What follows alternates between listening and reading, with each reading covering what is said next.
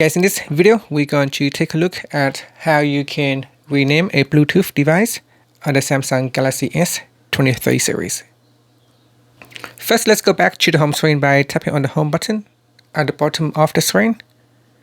From the home screen, swipe down at the top and tap on the settings icon. In settings, go down and tap on connections, then tap on Bluetooth. Next, we go down and tap on the settings icon right next to the device that you want to rename. Tap on that. Then we go down to the bottom of the screen and tap on rename. In here, give it a new name. So I can remove this special code here. I don't need it. So I can just tap on the backspace key on the keyboard. And once you have given a new name, tap on the rename button to complete.